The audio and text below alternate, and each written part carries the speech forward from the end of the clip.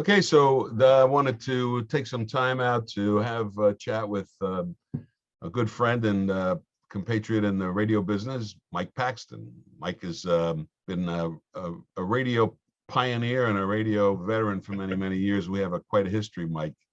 We do. Yeah. I want you to give the sign on. You know what I like. You know what I like. Yeah, that comes from. Maybe we better explain that. Yeah, so that comes from Funny Money. When I was doing the Funny Money radio shows, and we would be talking about people who were philanthropists and who had given major gifts, and that was what I like. You know what I like. Right. Yeah. The Big Bopper, Chantilly Lace. Yeah. Yeah. So you were the producer, right, Mike, on that? Right. Okay. Right. And this is how I first met you and met Wando. Yeah. Now this is 1360 WKAT. And now before that, it was Classical 1360, which kind of relates to the show that I've been doing with you all. And why don't you tell us about Classy Sunday? Well, and first I want to thank you, Les and Wanda, for really making this happen. And we started end of June, and it's Classy Sunday. It's on Route 664 radio at 6 p.m. And it's for 3 hours. And we just do some of the world's greatest music. There's usually a theme. This past Sunday, I did the Mighty Five Russian music. I've done Mozart and Friends. I did a show of Scandinavian music by Edvard Grieg and Sibelius. So there's usually a theme involved with it. And of course, around the 4th of July, we did a program of American music as well. And I've got something special coming up this week and the next few weeks too, you know. And so I try to make these approachable works. I mean, not necessarily hits, but approachable works that people know or maybe haven't heard in a long time. Share a little comment about the music. I mean, for example, one of the composers I was played was Alexander Borodin, and he was a 19th century Russian composer. But interestingly, his music had a revival of sorts in the 1950s. The Broadway musical Kismet, which was later made into a movie, they used a lot of his music for some of the hit songs. Like, for example, which movie was that? Well, the Kismet. It was a Broadway play, then later a movie with Howard Keel and Anne Blythe. Yeah, yeah. Strange, dear. And the famous song is one of the famous songs is Stranger in Paradise. Yeah. Stranger in Paradise. And the melody from that came from the Pelovsian dances. And then there's another hit song there, and This Is My Beloved, and that comes from one of the movements of his string quartet number 2, which we happened to play just this past week. So I like to share interesting things. It's one of these things, people have heard classical works in commercials and movies, certainly in cartoons and Disney and all the Fantasias and all that, you know. So I try to make it very approachable and certainly not any kind of supercilious look down. No, my first experience with classical music was the Lone share Ranger. some great music that people know. Well, well, it was interesting. William Tell. I do that with my great granddaughter. She loves that, you know. and it's interesting. I remember growing up, like my mom would. There was a silly Rice Krispies commercial they did years ago. It's from the Pagliacci Vestilo Juba, and she'd point out this was from an opera. And then things you heard in cartoons, commercials, or TV shows, and that's all classical music. And I was kind of a latecomer to classical music. I didn't really get interested in it probably until my late 20s, because I worked at the old WTMI 93.1 for 15 years. Wow. Yeah, I remember TMI. That was the last vestige of classical music provided in Miami, wasn't it? Until WBCG, I think, that followed that. And then we did it on 1360. We did it on 1360. That's right. And it's so nice to have this outlet here, Route 664, and not only here in Miami, but through the internet. I mean, worldwide. And because otherwise, you really have to go to something like Sirius XM, and they have a very fine Symphony Hall channel, but not everyone has that or access to that.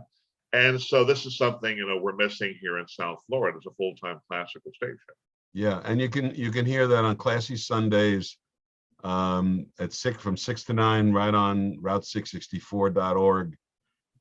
Our radio program, which is connected, of course, to Endow American Network, and which is connected directly to philanthropy. And I don't think I don't think the public is fully aware of how important philanthropy is to the maintenance of classical music. What's your experience been? Well, it's absolutely because the arts organizations, let me just speak locally, it varies from state to state. They do get a certain amount of funding from the state, a certain amount of funding from the federal government through the National Endowment for the Arts and maybe National Endowment for the Humanities. But really, it comes traditionally through corporate sponsors, philanthropists, and of course, ticket sales. But ticket sales subscriptions, that doesn't cover the costs. And something like Florida Grand Opera, very expensive. They do wonderful work, but that's very expensive to put on those productions. And I've had the privilege of being part of some of those productions some years ago as an extra. They called it supernumerary. So I'm not singing role, I assure you. Tenor or the, but no, I'm in the baritone range anyway. Okay. So as you can tell. Yes. But the corporate philanthropy, Les, is, I think, even more important now. I mean, such a venerable organization as the Metropolitan Opera in New York. This goes back to 2019. They were having a deficit, and then you take in last year, most of the organizations were closed. Maybe they made some money streaming concerts or things like that. And I know the Met had some success with that. And I know that Broadway is coming back, and the arts organizations are gearing up for the fall season. But even so, and they were starting, many of them. If there was one organization here in South Florida that you think best exemplifies, maintaining classical music and the what would that be? I don't mean to put you on the spot. But. Well, it's okay. I mean, first of all, certainly there's Florida Grand Opera. And then another organization I was privileged to be a part of as an MC for many years, the Miami Symphony Orchestra, which has really grown and developed into an entity. Now, we do have the New World Symphony. That's, as they call it, America's Orchestral Training Academy, and the distinguished conductor, Michael Tilson Thomas. He's the artistic director. Some may remember, I do remember the young people's concerts they used to do on CBS. And wasn't public television, it was CBS and the young people's concerts exposing young people to the music. I remember that when I was a boy, listening to those and learning something. Mm-hmm. So I would say certainly the New World Symphony, the Miami Symphony Orchestra, and Florida Grand Opera. No, we don't have a Florida Philharmonic anymore. And of course, we have Miami City Ballet as well. And there are some small, orchestras. Alhambra Orchestra is one. They get a certain amount of funding, but they're a very small orchestra. And I have a couple of questions. It's twofold actually with regard to young folks. I'm talking about under 35s. Okay. And I wanted to know what their participation is in, or even younger than that. Are they aware of the classical music? Do they participate? And are they part of these orchestras? Are they part of the patrons to these things? How much of an inroads are we making with young people so this will stay alive? Well, I mean, let me address the performers first. Certainly with the New World Symphony, now that's unique in that usually those who are accepted for the New World Symphony are there for 2 or 3 years, then they move on to the professional orchestra. So this was the whole goal of the New World Symphony. Mm-hmm. So those are mostly all very young artists, maybe out of whether the University of Miami or Curtis Institute or Juilliard, who audition and perform for 2 or 3 years, and then with the goal of moving on to a more established orchestra, the Baltimore Symphony or any other organ, New York Philharmonic or any others. Mm-hmm. Now, in terms of the audience, my experience has been that you do have a good mix of people. And this was something interesting. Opera's not for everyone, but I remember being part of opera productions and attending operas, and you do see a lot of young people. It's fun as a date night, young couples, young married couples. That was very encouraging to see that. It wasn't just people over 39 like us, let's say, who were just going to the opera. I think it was a good mix of people going to the opera and to the concert. So it's very much there.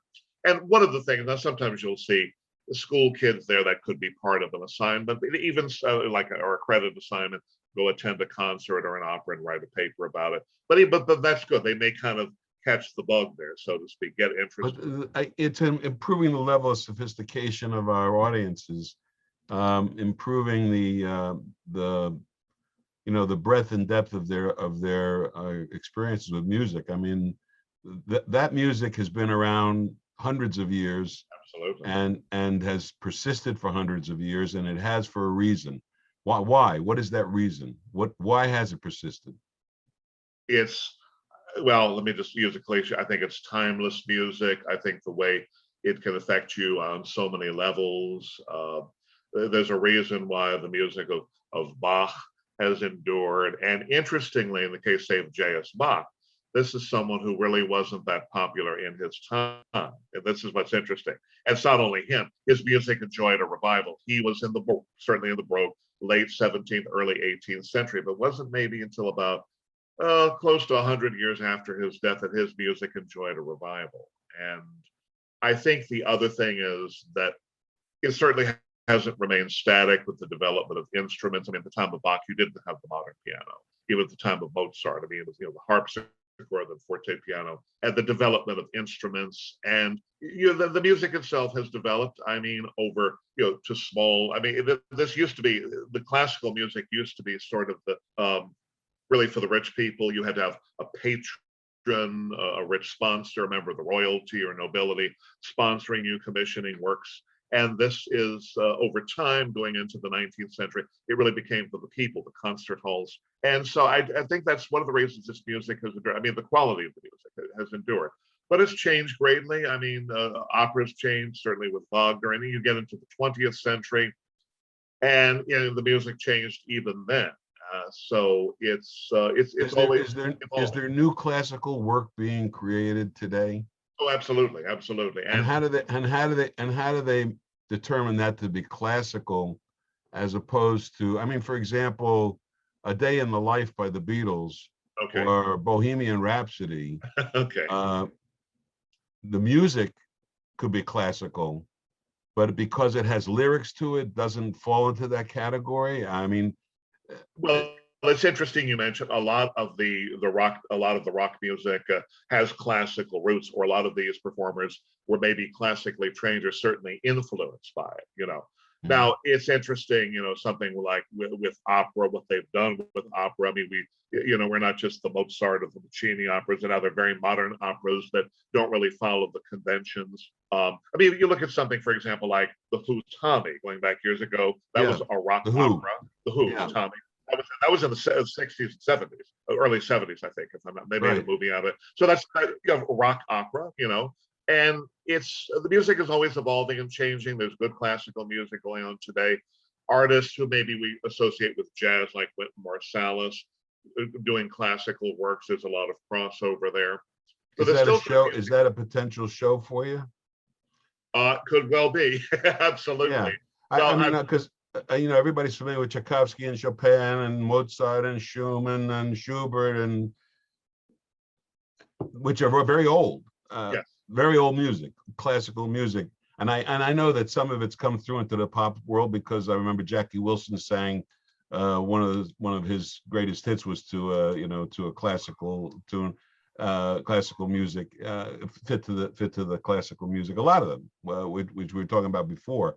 Absolutely. But it's hard to, I mean, I know that we went through a period where classical music became avant-garde music, right, where you were getting cacophonous music almost, which was hard to listen to. Yes.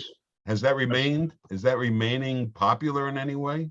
It has. I mean, certainly, which I think you're talking about, the 12-tone, the atonal type music that we had early in the 20th century, kind of shocking for its time. I mean, if you look at something like Stravinsky's The Rite of Spring, or more than 100 years ago, it was so avant-garde, so shocking, it caused riots in Paris. That we're a little bit beyond that now. Right. But it's developing, and you see artists that we don't necessarily associate as being classical artists or composers continuing to work, and you still have composers, John. I mean, look at John Adams as an example of an opera he composed, Nixon in China, certainly, and telling the story. But it's for those who are, like the conventional opera, may not be their cup of tea, So I think you're going to continue to see this, and you see composers, say for example, like Leonard Bernstein, very easily went back and forth, associated with Broadway music, with the West Side Story music, he and Stephen Sondheim, but then the works he did, Candide, the operas he wrote. So I think you're going to see more of this. And then there's some who are more traditional. They don't really like it if it was composed before 1900, and that's fine too. Is there a composer today that you particularly think would be known for 100 years from today? Maybe Wynton Marsalis may be one. I mean, I think maybe Philip Glass or John Corigliano. These are American composers. Or those would be some that would come. Arvo Pärt, who's an Estonian composer, that's one especially. He's just Arvo Pärt. It looks like it's spelled part, P-A-R-T, but it's Arvo Pärt would certainly be another one that I think you'll be hearing 100 years from now. How do they support themselves? I mean, artists like this, because they're not selling records in the millions. But no. And I know that philanthropy is a big supporter of this, and I want to tell the audience, I want to tell, if you're listening to this because you're a classical music aficionado and you want to support classical music, by all means you should be supporting the nonprofit organizations that make this available to you. The classical music, the opera, the ballet, the symphonies, all of those that you had mentioned earlier, the New World Symphony, the things that are based here in South Florida, if you want to support those. But anywhere in the country, you could support this music. And we also want to try and endow that. I know the Endowment for the Arts on a national level is a very big supporter of this, but it's almost a form of sophistry when we pay tax money to the government, and the government then puts it into an arts foundation to give it back to the community. If we could just give it directly to the community, it'd be a lot better, because I guarantee we're supporting a lot of people up there in that Endowment for the Arts. I'm not knocking it. No, I know what you mean. I think we can do better. I think we can do I think better. if the money could just stay here locally, if we could have that same amount of money, exactly. We don't need the middleman, I don't think. No, we would like to create, we want to create social security devices for the support of these nonprofit organizations today, as well as in the future. And if we can create endowment for them so that they never have to worry about raising money again to be able to get their performances on the air, you know what I like. And I like, yes. You know what I like. And I love it too. And this is something that with the arts organizations that have struggled, and you have musicians having to take a pay cut and probably having to have another job teaching. And that's a wonderful thing. I'm a teacher too. But people who, if they're established in orchestras, they've been there a long time, they're the first violin or first cello, they're probably doing okay, say at a major orchestra, say the Baltimore Symphony or the Chicago Symphony Orchestra. But some of the local ones, well, they often have another part-time job, or they have to sort of look for work, performing at weddings or social events. There's nothing wrong with that, but it's not easy to make a living doing this. And so I think it's difficult for the musicians and the orchestras and the performers to really make to make a living. I mean, they really have to do the touring, and again, nothing wrong with that, performing with the orchestras. But I know from working with performers with Miami Symphony and Florida Philharmonic over the years, as much as they love doing this, they need another source of income. This may be something they sort of do. Well, you're also going to increase the number of people that be willing to make that a vocation, rather than an avocation. They would rather have that as a job, and if they can do it full time, they know they can get paid enough to do that by working for a symphony that's fully funded. That's a big difference. That's a big difference, and not have to worry about pay cuts or contract. I mean that's part of it with unions and contract negotiations, but not have to come back for give-backs, and just to make it, their full-time vocation, not an avocation, as you say. And then also, if they do something on the side, a little teaching on the side because they want to, that's great, and we need that, but not to make that so you can pay the bills. Just you have to have another job teaching or something, or in some other field. My guest is Mike Paxton. Mike is the voice behind our Classy Sunday program on the Route664.org radio, which is the road to human kindness. And we're very, very happy to have you on board and providing us with classical music. And if you're a classical music aficionado, tune in 9 o'clock on Sundays. 6 o'clock. 6 o'clock. 6 to 9.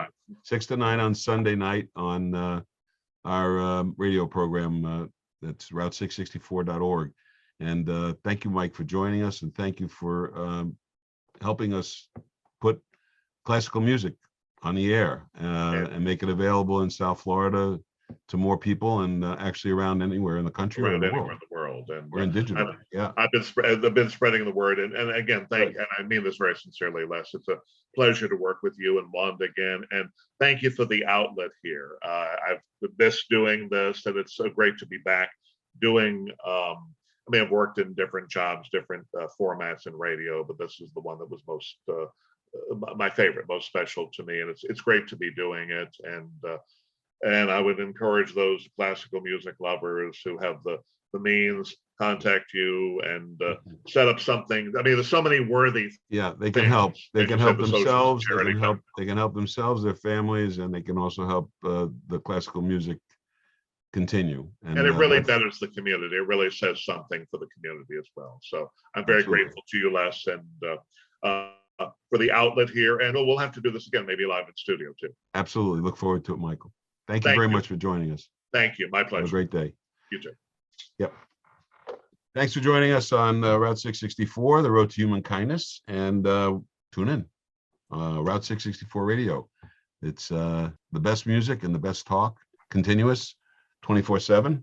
So you can listen anywhere in the world just by going to route664.org. Take care.